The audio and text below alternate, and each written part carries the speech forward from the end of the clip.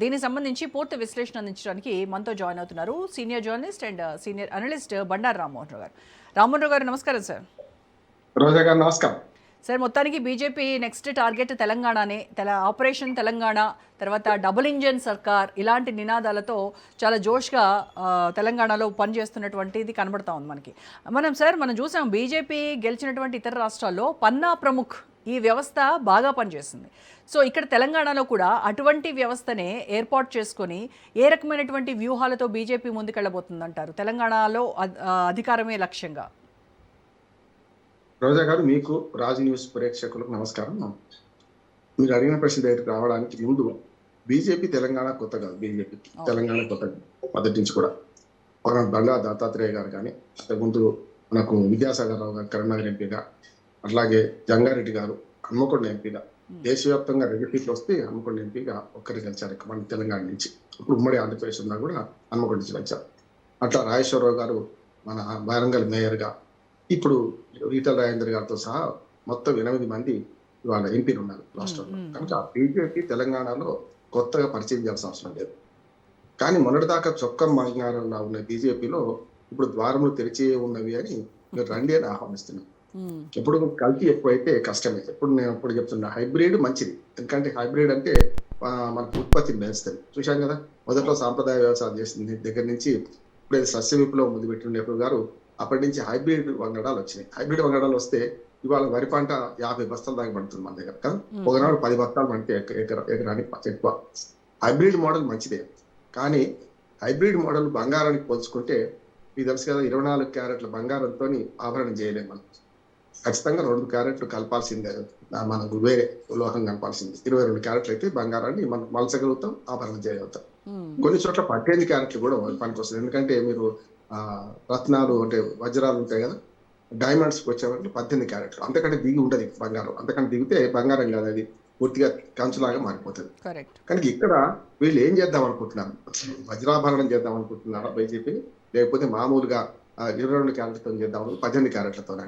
ఈ 22 వద్దు, 18 వద్దు, మొత్తం మీద కాంగ్రెస్ అయినా సరే ఏ పార్టీనైనా మేము తీసుకుంటాం, గెలిపే మాకు ముఖ్యమని అనుకుంటే మరి వాళ్ళ రోజు గోల్డ్ అని వస్తుంది. అయితే బంగారానికి కనపడదు, చాలా గోల్డ్ అయినట్టు, కానీ రోజు గోల్డ్ చూస్తే అది పూర్తిగా రాగిలాగా అనిపిస్తుంటది. మరి అట్లా చేస్తారా అనేది ఆలోచించాలి. ఎందుకంటే సామాన్య ప్రజలకు అర్థమయ్యేటట్టు నేను ఈ ఉదాహరణ తీసుకున్నాను. ఇక ఇటీవల మనకు నితిన్ నబీన్ గారి, అమిత్ షా గారి రాకముందు ఒక సంఘటన మనం గుర్తు చేసుకోవాలి. బీజేపీకి ఎప్పుడు చురుకనిపించారంటే, మోడీ గారు, అమిత్ షా గారు జేపీ నడ్డా గారు ప్రెసిడెంట్ గా ఉన్నప్పుడు ఢిల్లీకి పిలిచి మరి, మీరు ఇంత నన్నగా ఉంటే లాభం లేదు, చూసుకుపోవాలి, లాభం లేదని చెప్పి ఆ తెలంగాణలో ఇబ్బంది రాణిస్తున్నారంట. మీరు బయట వాళ్ళను ఎందుకు రానివ్వడం లేదు? ఇలా 3 వర్గాలు వచ్చినాయట. మొదటి నుంచి ఉన్న బీజేపీ ఒక వర్గం అయితే, ఇటీవల వచ్చిన 2 వర్గాల నుంచి, కాంగ్రెస్ నుంచి వచ్చిన వాళ్ళు ఉన్నారు, ఇప్పుడు డీకేఆర్ గారి, అలాగే మన పొంగిరెడ్డి సుధాకర్ రెడ్డి గారి, ఇట్లాంటి వాళ్ళు కాంగ్రెస్ నుంచి వచ్చిన వాళ్ళు ఉన్నారు. తర్వాత ఇటు పక్కనే టీఆర్ఎస్ నుంచి మన ఈటల రాజేందర్ గారు లాంటి వాళ్ళు, ఇటు నుంచి వచ్చిన వాళ్ళు ఉన్నారు. వాళ్ళు ఇవ్వడలేక వెళ్ళిపోతున్నారు. ఎందుకు కలుపుకోవడం లేదు అని అంటే, 3 వర్గాలు ఉన్నాయి కదా, నిజమే కదా, వాళ్ళు ఒప్పుకోవాల్సిందే. ఒకటి కట్టర్ బీజేపీ, కిషన్ రెడ్డి, ఇంద్రసేన రెడ్డి, రామచంద్రరావు గారు, ఇట్లా అందరు ఉన్నారు కదా, కట్టర్ బీజేపీ. టీఆర్ఎస్ నుంచి వచ్చిన వాళ్ళు కొందరు ఉన్నారు, కాంగ్రెస్ నుంచి వచ్చిన వాళ్ళు కొందరు ఉన్నారు. వీళ్ళందరినీ కలుపుకోకపోవడం వల్ల దాసోజు శ్రవణ్ లాంటి వాడు కూడా బీజేపీకి వచ్చి మళ్ళీ వెళ్ళిపోయింది, మళ్ళీ బీఆర్ఎస్ కు. ఇట్లా ఎందుకు కలుపుకోలేకపోతున్నారు అనే మాట అడిగారు. దానికి సమాధానం ఏం చెప్పారో తెలియదు, కానీ మొత్తం మీద దూసుకుపోకుంటే మీరు ఇట్లాగే ఉంటే బీజేపీ ఎదగదని ఒక మాట అన్నారు. దానికి వాళ్ళు సమాధానం చెప్పలేకపోయింది. కానీ ఒక దశలో బండి సంజయ్ గారు బాగా దూసుకపోతే, సరే అవార్డు జావకలు మాట్లాడిందా, బండి పోయినసారి చూసాం కదా మనం, బండి సంజయ్ గారు మాట్లాడింది జిహెచ్ఎంసీ ఎన్నికలప్పుడు రకరకాల అసాధ్యమైన ఆచరణ సాధ్యంగానే అనేక హామీలు ఇచ్చారు. సరే ఓడిపోయారు. అప్పటికి కూడా మనకు జిహెచ్ఎంసీ ఎన్నికల్లో బండి సంజయ్ గారు ప్రెసిడెంట్ గా ఉన్నప్పుడు 48 సీట్లు గెలుచుకుంది బీజేపీ అవుట్ ఆఫ్ 150 జిహెచ్ఎంసీ ఎన్నికల్లో. మరి తక్కువేం కాదు కదా. 44 సీట్లు ఏమో ఇటు పక్కన ఎంఐఎం, 45 సీట్లతో బీఆర్ఎబి, 49 50 సీట్ల లోపే టీఆర్ఎస్, మరో 44 సీట్లు ఎంఐఎం గెలుచుకుంది. కానీ ఈ 3 పార్టీల మధ్యన ఈ 2 కలిసి ప్రభుత్వం ఏర్పాటు చేసింది, జిహెచ్ఎంసీ పాలకవర్గాన్ని ఏర్పాటు చేశారు, ఎంఐఎం, బీఆర్ఎస్. అట్లా చూసుకుంటే అప్పుడు టీఆర్ఎస్ రాలే అప్పటికి. అట్లా చూసుకుంటే ఇప్పుడు జిహెచ్ఎంసీ ఎన్నికల కోసం ప్రిపేర్ అవుతున్నారు వీళ్ళు. జిహెచ్ఎంసీ ఎన్నికలకు ప్రిపేర్ కావాలంటే ఖచ్చితంగా మతం పనికొస్తుంది ఇక్కడ. అట్లానే అన్ని వర్గాలను సొంతం చేసుకోవడం పనికొస్తుంది. అందుకని నా ఉద్దేశం ఏంటంటే అసెంబ్లీ ఎన్నికలు ఢిల్లీ బహుదూర్ హ్యాండ్కి చాలా ఉన్నాయి. ఉమ్. కానీ జిహెచ్ఎంసీని కైవసం చేసుకోకుంటే బీజేపీకి మరి రాష్ట్రం అంతా మిగతా అంశాల్లో ముందుకు పోవాలంటే కష్టమని భావించింది కనుకనే ఇప్పుడు అందరూ వచ్చిపోవడం ఇవన్నీ చేస్తున్నారు. సార్ ఇప్పుడు నెక్స్ట్ యూఎస్ ఎలక్షన్స్లో కనుక బీజేపీ ఎగ్జిస్టింగ్ లీడర్స్ పైనే ఆధారపడుతుందంటారా, లేదు అని అంటే కొత్తగా అంటే ఇంపోర్ట్ చేసుకున్నటువంటి లీడర్స్ పైనే ఎక్కువగా డిపెండ్ అవుతుందా? దీన్ని బట్టి మన ద్వారములు తెరిచే ఉన్నవి అవును. అని చెప్పి లిఖిన్ నబీన్ అన్న బట్టి మనకి హైబ్రిడ్ మోడల్ అదే. ఆచరిస్తున్నారు. మనకు అర్థమైంది హైబ్రిడ్ మోడల్ కావాలనుకుంటున్నాం. ఉమ్. బయట ఆ శక్తులను మనం చేసుకోవాలి. అందుకని ఈ మధ్యన హరీష్ రావు గారి గురించి కూడా రేవంత్ రెడ్డి గారు మాట్లాడారు, బీజేపీకి పోతారని చెప్పి కదా. అట్లానే హరీష్ రావు గురించి ఇటు పక్కన నేను ఆహ్వానిస్తున్నాను, మంత్రి పదవి కావాలన్నావు కదా, అది మొదలు కాంగ్రెస్ లో చేరాడు జగ్గారెడ్డి, ఇటు మహేష్ కుమార్ గౌడ్ గారు కూడా ఉంటున్నారు. మంత్రి పదవి కావాలంటే మొట్టమొదటి తర్వాత చూద్దాం ఉంటున్నాం. కానీ మంత్రి పదవి ఇవ్వడానికి చేరడానికి అవసరం లేదు. దాని మీకు నాకు కూడా మంత్రి పదవి ఇవ్వరు. తర్వాత 6 నెలల లోపు అసెంబ్లీకి కానీ పార్లమెంట్గా ఇక్కడ ఉంటే అక్కడ ఎన్నిక కావాల్సి వస్తుంది. చూసినాం కదా, అవును. మన్మోహన్ సింగ్ గారు ఎప్పుడు కూడా డైరెక్ట్ గా ప్రజల నుంచి ఎన్నిక కావాలి, రాజ్యసభ నుంచి తీసుకున్నారు. పివి నరసింహారావు గారు వృత్తాలం పీఠం అధిపతిగా పోదాం అనుకున్నప్పుడు పోయే ముందర రాజీవ్ గాంధీ చచ్చిపోగానే మరి ఆయన ప్రధానమంత్రి అయ్యింది కదా.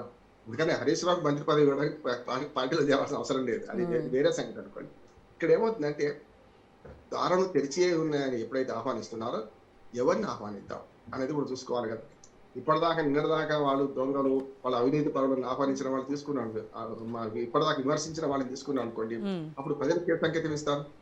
కానీ ఇప్పుడు కాంగ్రెస్ నుంచి అట్లాంటి ఆరోపణలు వీళ్ళు చేశారు. కాంగ్రెస్ లో ఉన్న వాళ్ళ గురించి బీజేపీ, బీఆర్ఎస్ వాళ్ళ ఉన్న వాళ్ళ గురించి కూడా ఆరోపణలు చేశారు. మరి ఎవరిని తీసుకుంటారు? చొక్క బంగారం ఎక్కడి నుంచి వస్తుంది అనేది కూడా ఆలోచన చేయాలి.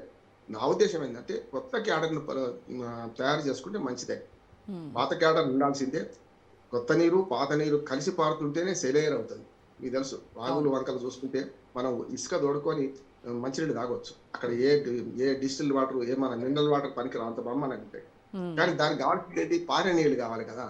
ఆ పారే నీళ్ళు కాకుండా స్టాగ్నెంట్ అయితే మురికి కాలం అవుతుంది. ఇప్పుడు జరుగుతుంది అదే. స్టాగ్నెంట్ అయింది, కొన్ని నీళ్లు కొత్తగా వచ్చినా వాళ్ళు కలుపుకోవడం లేదు. కొన్నిసార్లు కలుపుకోవడానికి వీలైన ప్రకృతి మనకు సంకేతాలు ఇస్తుంది. మీకు తెలుసు, గంగా మన యమున ఈ రెండు కలుస్తాయి. కానీ గంగా నీళ్ళు ఏమో నల్లగా ఉంటాయి, యమున నీళ్ళు ఎర్రగా ఉంటాయి. చూస్తారు కదా మీరు అలహాబాద్ దగ్గర. ఇదే అంతే, ఎవరికి వారు పాస్తుంటే మనకు కష్టం అంటున్నారు. ఇక్కడ కూడా ప్రాణహితాను గోదావరి కలిసిన ప్రాణహితాను నీళ్ళు ఎర్రగా ఉంటాయి, మనకి గోదావరి నీళ్ళు నల్లగా ఉంటాయి. అంటే మరి ఈ పాత కొత్త నేతల మధ్య ఉన్నటువంటి ఆ లీడర్షిప్ గ్యాప్ని దీన్ని ఎలా భర్తీ చేస్తారంటారు? అండ్ ఇంకొక క్వశ్చన్ ఏంటంటే రామ్మోహన్ గారు, ఇప్పుడు వలసలకి మేము వ్యతిరేకం అని బీజేపీ చెప్తూ ఉంటుంది. సరే, మిగతా రాష్ట్రాల్లో చేశారు, బట్ మేము ఒక పద్ధతి ప్రకారం చేస్తామని చెప్తారు. సో ఈ వలసల్ని ప్రోత్సహించడం వల్ల వాళ్ళ పార్టీ ఐడియాలజికల్ క్లారిటీ దెబ్బతినేటువంటి ప్రమాదం లేదంటారా? రెండు విషయాలు బీజేపీని అభినందించు. ఒకటి వారసత్వ రాజకీయాలు లేకపోవడం. సరే, కింది స్థాయిలో ఎవరో ఒకరు ఎదురుతూ ఉండొచ్చు, కానీ పై స్థాయిలో అద్వానీ తర్వాత ఎవరు, వాజ్పేయి తర్వాత ఎవరు అంటే అద్వానీ అన్నారు, ఆయన కూడా కాలేదు. మరి రేపు మోడీ తర్వాత ఎవరు అంటే చెప్పలేదు. కనుక వారసత్వ రాజకీయాలు దూరంగా ఉంటుందని ఒప్పుకోవచ్చు. రెండోది, బయట నుంచి కలుపుకోవడంలో మొన్నటిదాకా పాటించిన ఏది మడిగట్టుకుని ఉంటే లాభం లేదు అని మనకు అర్థమైంది కనుక ముఖ్యమంత్రి మనకు అస్సాం ముఖ్యమంత్రి ఎక్కడి నుంచి వచ్చారు, కాంగ్రెస్ నుంచి వచ్చినోడు కదా. అట్లానే మనకు సువేంద్ర అధికారి ఎక్కడి నుంచి వచ్చారు, టీఎంసీ నుంచి వచ్చినోడు కదా. అట్లా మీరు చూస్తే దేశవ్యాప్తంగా కూడా వేరే పార్టీ నుంచి వచ్చిన వాళ్ళు ముఖ్యమంత్రులు చేశారు, ప్రధాన పదవులు ఉన్నారు, చూస్తున్నాం. కానీ ప్రధానంగా ఆర్ఎస్ఎస్ భావజాలం లేకుండా, విహెచ్పి అనుమతి లేకుండా పెద్దగా కేంద్ర నాయకత్వంలో ముఖ్యమైన కీలక పదవులు ఇస్తలేరని మనకు అర్థమవుతుంది. ఇక్కడ కూడా రేపు అనేది జరుగుతుంది నేను అనుకుంటున్నాను. గవర్నర్ నియామకాల నుంచి మొదలుకొని అన్ని కూడా ఈ రెండు బేస్ లైన్ తీసుకున్నారు. ఆర్ఎస్ఎస్ కానీ విహెచ్పి ఉండాలి, శాఖలో పనిచేయాలని తీసుకుంటున్నారు. అది అప్పుడు ఉంది, ఇప్పుడు ఉంది అంట. కానీ ఇప్పుడు అవసరం అన్ని ద్వారాలు తెరుస్తుంది అన్నట్టు అవసరం తెరుస్తుంది కదా. ఎన్నికల్లో గెలవాలంటే మన శక్తి సరిపోదు. ఏం చేయాలి? శక్తి సమకూర్చుకోవాలంటే పక్క వాళ్ళని కలుపుకోవాలి. ఆ పని చేస్తుంది. ఆ పని చేసే క్రమంలో కొన్నిసార్లు విఫలమవుతుంది, కొన్నిసార్లు సఫలమవుతుంది. తెలంగాణ విషయానికి వస్తే బీహార్ తర్వాత పశ్చిమ బెంగాల్ అన్నారు, పశ్చిమ బెంగాల్ తర్వాత మనకు తెలంగాణ అంటున్నారు. ఈ వైపుగా చాలా గట్టి కృషి చేస్తుందని నేను అనుకుంటున్నాను. బీజేపీ తక్కువ అంచనా వేయడానికి వీల్లేదు. ఈ రెండు పార్టీలను టార్గెట్ చేస్తూ అవసరమైతే కాంగ్రెస్ లో ఉన్న తమకు సానుభూతి పనులను, బీజేపీలో ఉన్న సానుభూతి, మన బీఆర్ఎస్ లో ఉన్న సానుభూతి పనులను కూడా కలుపుకునే ప్రయత్నం చేస్తారు. చూడండి, హిందూ మతం విషయానికి వస్తే కాంగ్రెస్ లో కట్టని హిందువులు లేరా? ఉంటారు కదా. సెక్యులర్ అనే పేరు మీద వాళ్ళు చేస్తున్న మోసం వాళ్ళకి తెలుసు కనుకనే వాళ్ళు చేస్తున్నారు. అట్లాగే ప్రతి బొట్టు పెట్టుకున్న వాడు లేకుంటే బీజేపీలో చేరిన వాడు హిందువు అనే మాట లేదు కదా.